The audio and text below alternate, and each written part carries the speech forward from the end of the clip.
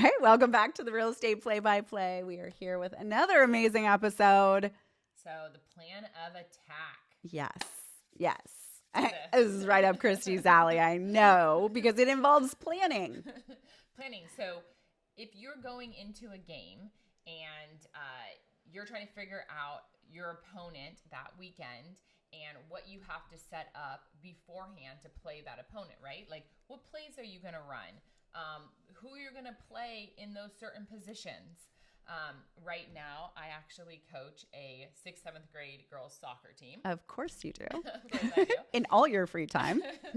And so last night I met with my assistant coach after practice, and we have 2 games this weekend, and we were figuring out our plan of attack. It's amazing. Every time I wonder if I'm the most insane person out there, I know that you're there to take on even more tasks than me. It's great. Makes me feel good. I know. So it's the same thing in real estate, right? So you have to plan your attack.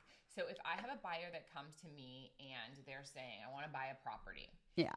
My first question I ask them is, what type of property do you want to buy?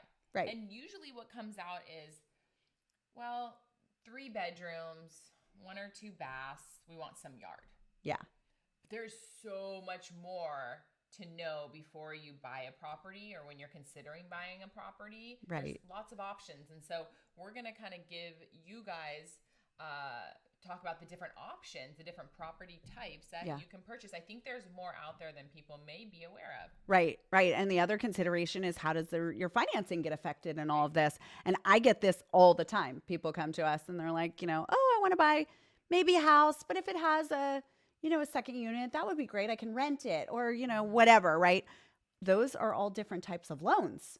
So we have to plan those things going in. We need to be prepared for what exactly are you looking for, and we need to identify, the potential options up front. Right. So I think the basic is just a regular single family house. Right. Right? Mm-hmm. But there's options within that too. Right? Do you want a Exactly. 2-story house? Do you want a single family or a 1-story house? Those have different marketability issues.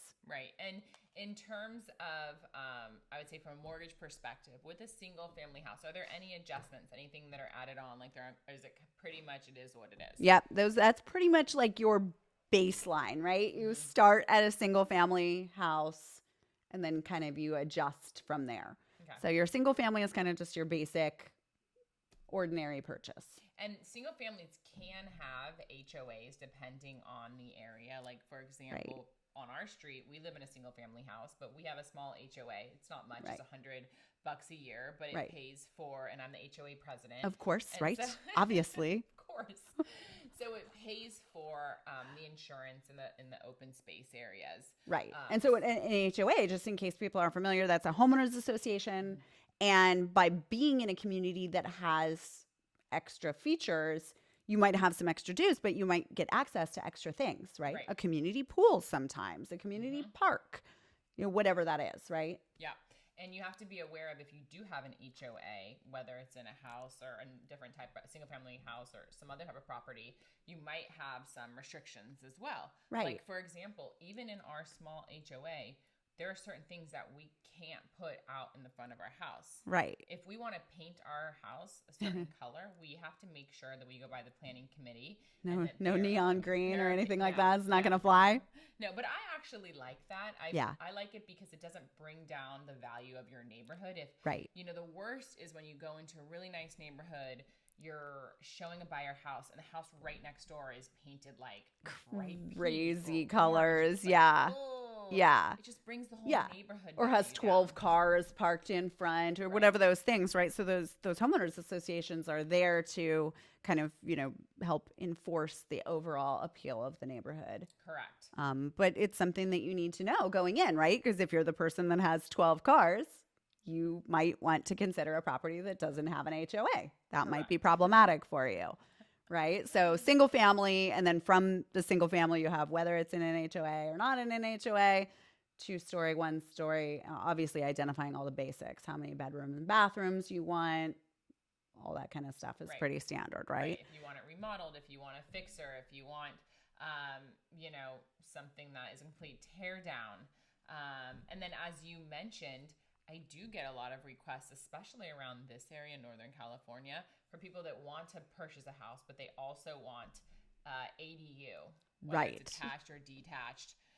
We recently had a situation where a client bought a property that had 2 units on it. Do you remember this? But in I the do. second unit, it had another smaller unit in the back. Right. Well, that's technically considered 3 units. 3 units. It's completely different than purchasing 1 unit when you're looking at a financial Right. perspective. Right. And people have a hard time wrapping their head around that because, like, why does it matter? Mm-hmm. But it does. From a lending perspective, it makes a difference whether a second structure or unit on the property is considered an ADU. So, an accessory dwelling unit, Yep. right? That's what that stands for, which can be like a smaller granny unit, right? That's a very common purpose for those is you're buying a house with mother-in-law or whatever, and she needs a place to live, or a guest suite or a rental unit, whatever it is. But an ADU is typically smaller in size, than the main property. Right.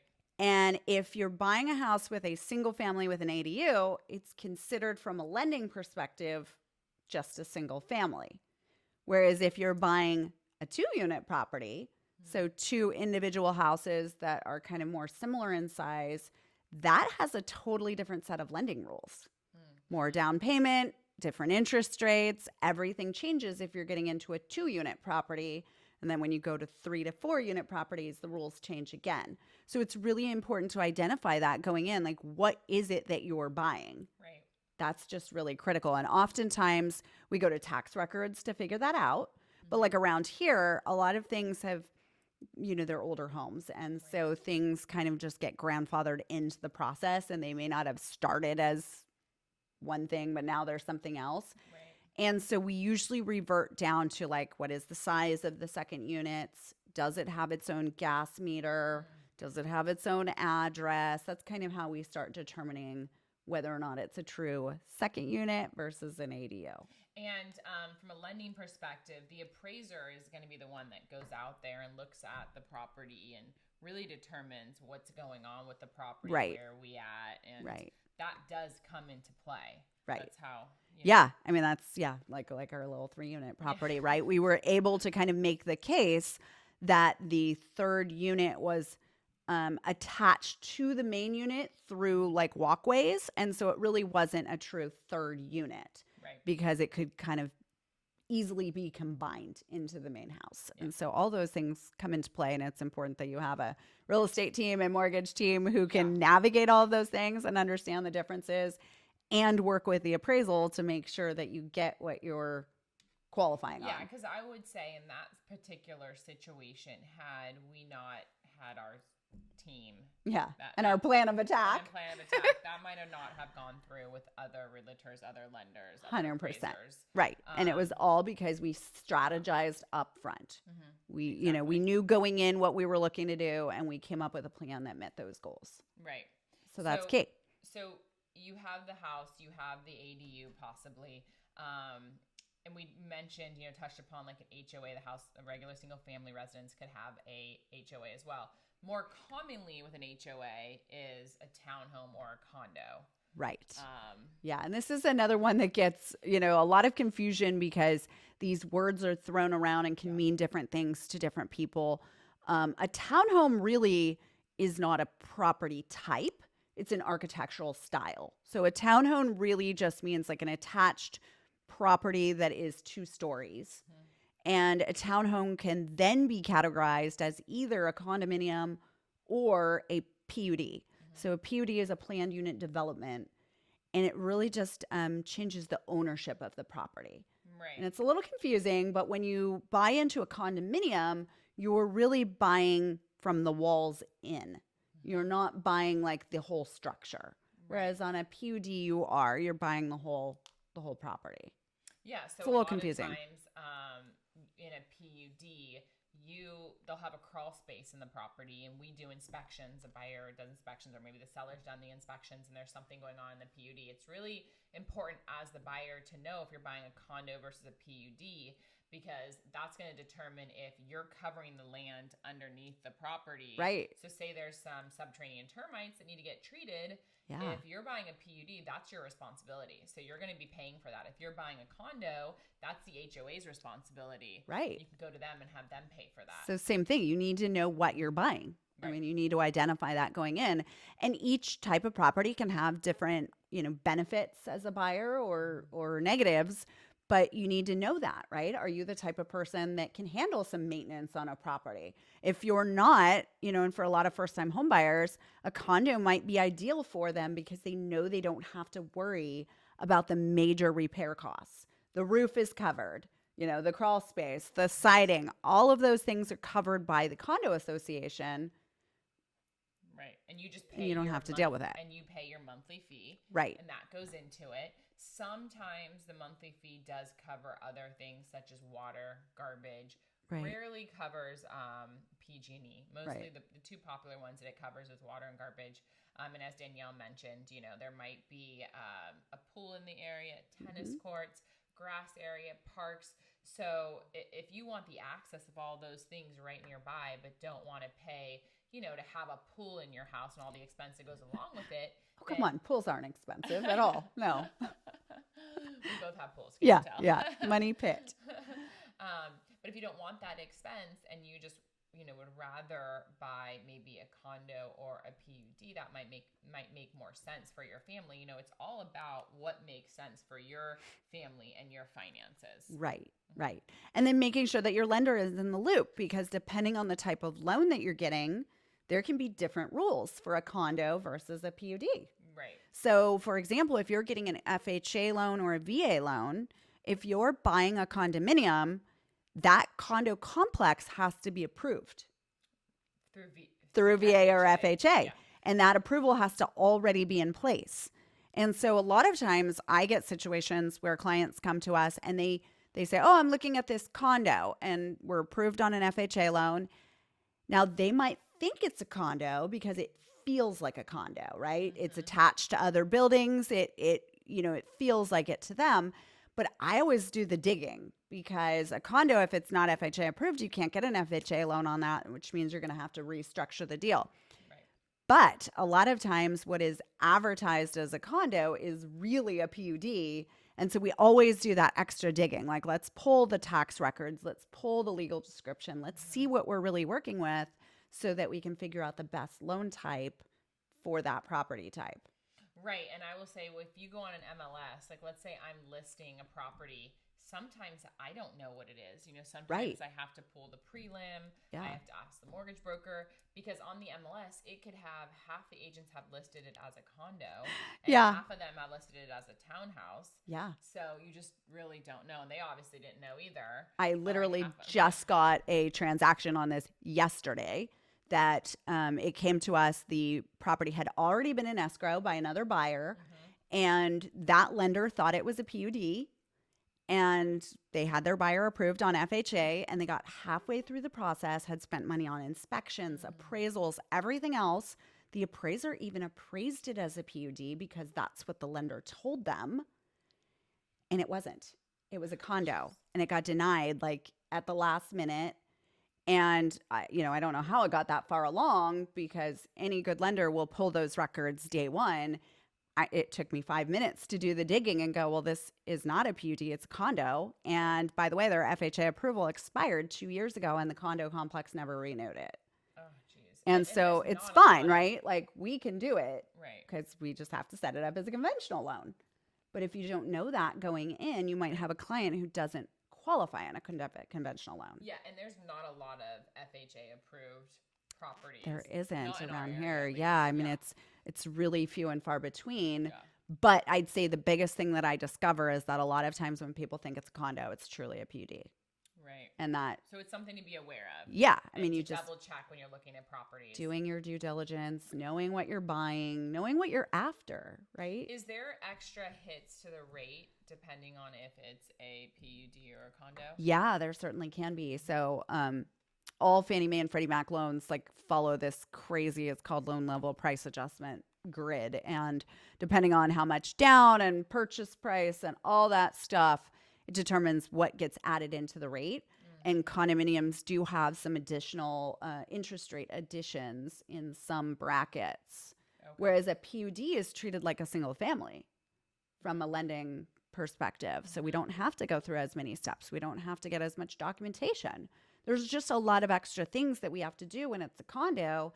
And if you're not identifying that up front, like you're missing the beat in terms of, protecting your client, right? And the other thing to think about as a buyer looking to purchase either a condo or a PUD is the HOA restrictions. If you are purchasing it to live in, that's one thing. Right. If you're purchasing it to rent it out, a lot of these properties, so a lot of these properties up until this year, January 1st, 2023, had rental restrictions. Yeah. Meaning that you had to live in it for a year or two before you could rent it out, or you couldn't rent it out at all. Right. Now there's a new law in place in California that's kind of like thrown people for a little bit of a loop that says you cannot have rental restrictions on any condos or townhomes. And we're finding as we go through this process, they came out with this law and it wasn't really thought through great. Shocking. Like some laws that get passed. So now we're having to kind of scramble, and HOAs are having to scramble. So, for example, if I take on a listing, I had a listing earlier this year where they were not allowing, previously to January 1st, 2023, they were not allowing renters in this property. Well, now the HOA is faced with either allowing buyers to rent it out or suing and trying to fight back. HOAs don't have money to fight back, a lot of them. Right. So depending on the HOA, the realtor goes to the HOA and says, hey, what are you guys doing about this? I would say 9 times out of 10, they're throwing their hands up and saying, we're letting people rent it. Right. A lot of HOAs don't want to jump through the hoops to try to fight back on the rental restrictions. Now, you might be asking yourself, well, why would an HOA want to fight back on rental restrictions? Well, I'll tell you why. Because, for example, I had a listing in a property that was, it was a condo, it was a 3-story condo, and it was pretty run down. It wasn't taken care of, and mostly because they had a lot of renters in it. Right. And just, which is unfortunate, right? Which is unfortunate. But it's renters just don't treat properties the way they would if they own it. A lot of renters, yeah. A lot of renters. Yeah. So they had really run down this building. Well, the HOA had implemented years ago rental restrictions. So now all of a sudden you started, as it turned over, you started having people that bought the property to live in it. Right. They couldn't rent it out. Right. Well, the property ended up coming back looking really nice. Is the values of the property had gone up, the units had gone up. Well, now we're putting rental restrictions, taking those away so that people can rent it out. The theory is that the property is going to now slowly go down. So that's the flip side. Well, and there are some loan restrictions as well. So when you're buying a condominium, if you're buying it as a owner-occupied property, one that you plan on living in, we're fine. It doesn't matter how many rental properties there are in the complex. We're good.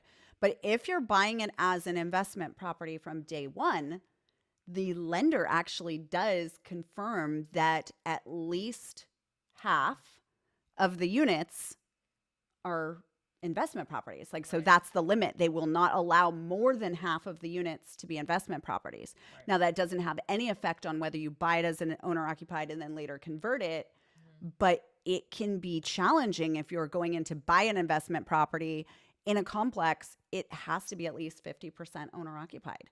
Right. And so you don't want to buy into a condo complex all cash, so that doesn't affect you. It doesn't. You buy it all cash, and then if you want to sell it, you're going to have issues selling it if 70% of the unit is rented out. Right. Lenders aren't going to lend on it, which automatically is going to make your value go down. Right. And so it really just like that. creates this extra. And that's just something to know when you get into any condo association is you are essentially buying, with an association that is controlling the finances of the complex. And so you need to be aware of, how that association is being run, what they're spending money on. All those things come into play when you're buying a condo. Right. And as speaking of investments, moving forward on the line is if you're looking at a property to be more of an investment in terms of maybe a duplex, or a triplex, right? Yeah. So that also is going to come into play. Different rules for every property type. When you usually like 2 units is fine. When you start getting into 3 and 4, there's more restrictions on what you can do. A lot of times people come to us with, FHA loans, right? There's a lot of like advertisements that are out there about, buying an FHA loan that's a 4-unit property. Right. There's extra rules that are in place about the property having a cash flow and all this extra stuff. It's fine, but you need to be knowing that up front. You need to put your plan in place going in. Like you need to know what you're trying to buy and what the restrictions are on that loan type. Right. And just as if you're buying an investment property, the down payments might change. The same thing if you're thinking about buying a land. I get that a lot around here. Well, what do we look at land? And I'll look into buying. And that's a huge whole nother topic. Yeah. Itself. Yeah. But land, only certain lenders will lend on land. Right. And you need usually 30% at least down. Right. So there's certain restrictions too up front that, might not work for certain people. Right. And we get that all the time, right? Like, oh, I'll just buy a plot of land and I'll put a mobile home on it for a little while I save up money. And you can't just do that. Right. And just like land, the same restrictions with manufactured homes have different rules than a stick-built house. Mobile homes have even greater restrictions than a stick-built house if it's in a park or anything. So all of those things are just really, really important that you identify your plan of attack going in, talk to all of your advisors, right? Your real estate agent, your lender, know what you're buying and go in with a plan. And I would also say in terms of knowing what you're buying and looking at like from an investor point of view, or even if you're buying to live in, something else to, I get a call and people say, hey, I want to, this property looks good. It's a fixer. Yeah. I just got one this week. Hey, this property in Larkspur looks really good. It's a fixer. My first question is, well, let's find out if it's lendable. Yeah. And what I mean is a lot of people call on fixers and think this is a great opportunity for us to get our foot in the door in this area and then we'll fix it up over time.